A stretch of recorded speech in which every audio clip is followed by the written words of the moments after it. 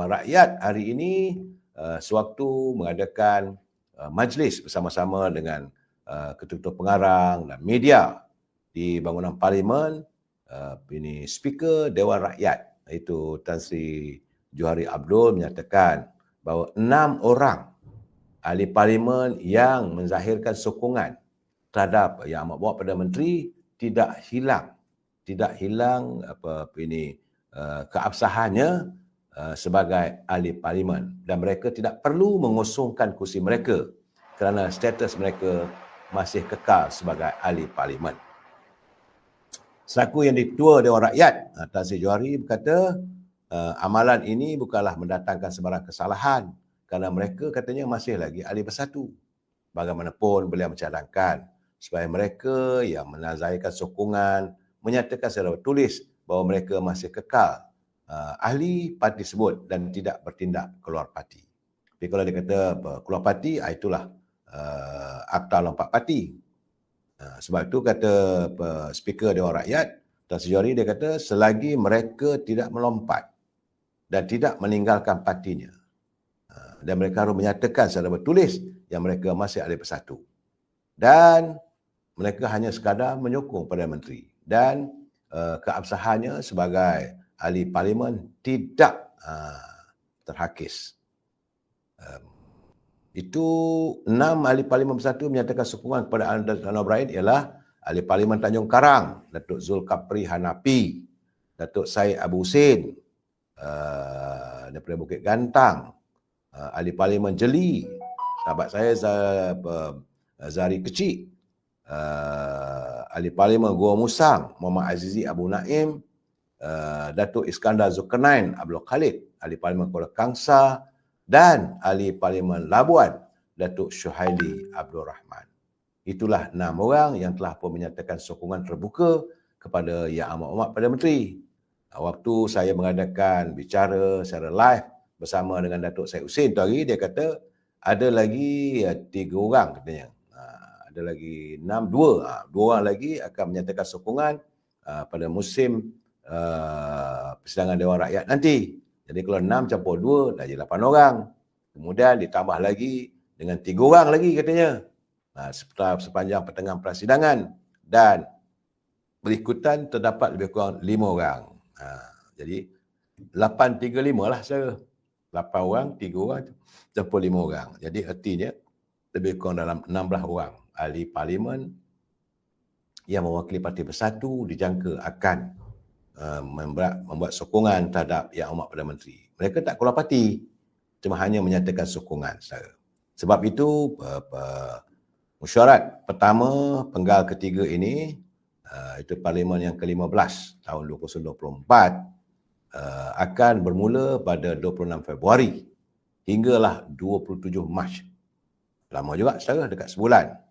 Dan selaku yang Ketua Dewan Rakyat, Tan Sri Johari Abdul berkata antara permohonan yang akan dilakukan adalah untuk memastikan kedudukan Parlimen terus mempunyai wibawa sejajar dengan fungsinya sebagai badan penggubal undang-undang.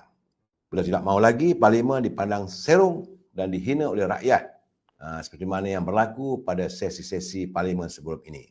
Sebab itu katanya, kita akan pastikan perjalanan Parlimen benar-benar nampak world class. Tak lagi dilihat sebagai tempat yang ditempelak oleh rakyat.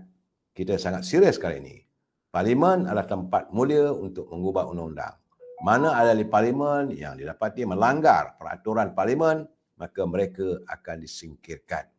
Yang tidak akan tegas itu katanya, terhadap mereka yang melanggar peraturan Dewan selepas ini, beliau telah membincang dengan timbalan pemilihan speakernya, maka tindakan serius terhadap mereka akan dilakukan.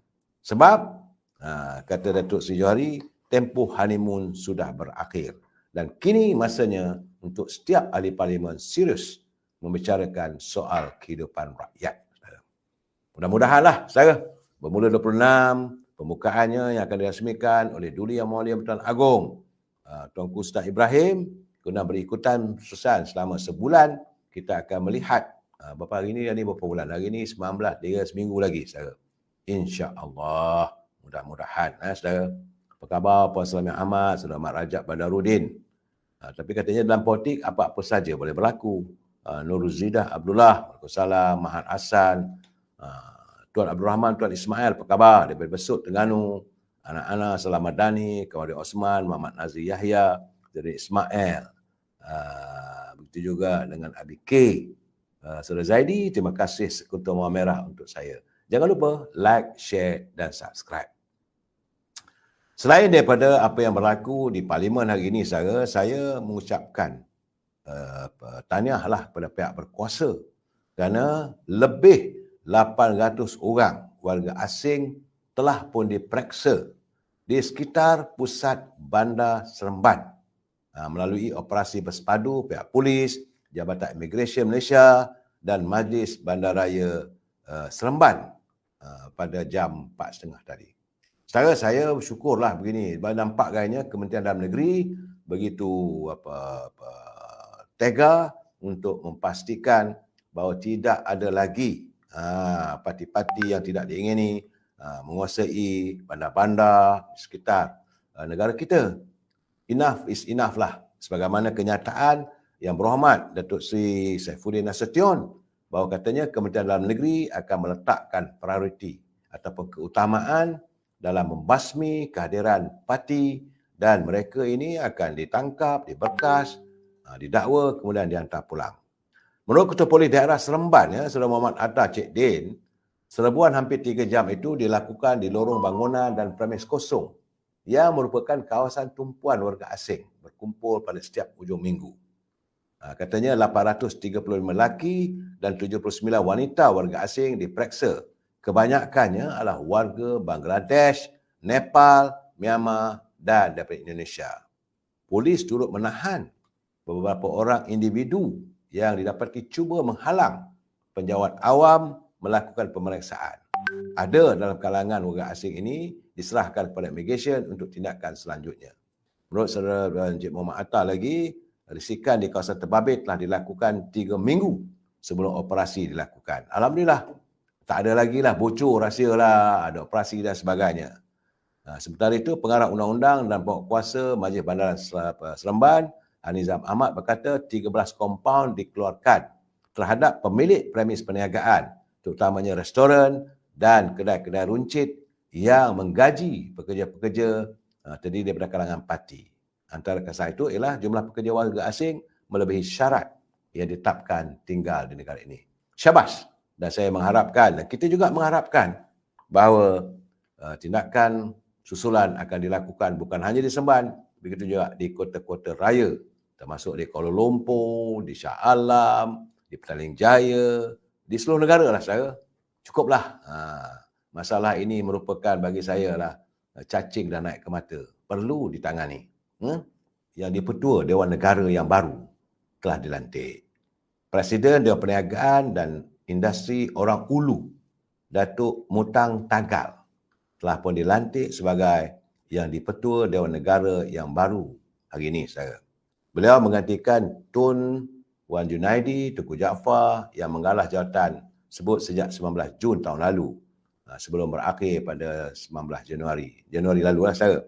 Pelantikan sebut adalah selepas Yang Amat Berhormat Perdana Menteri Datuk Seri Anwar Ibrahim sendiri yang mengumumkan nama bekas ahli Parlimen Bukit Mas itu, yang juga sebagai calon tunggal yang disyadangkan untuk menjawat jawatan sebagai Yang Dipertua Dewan Negara.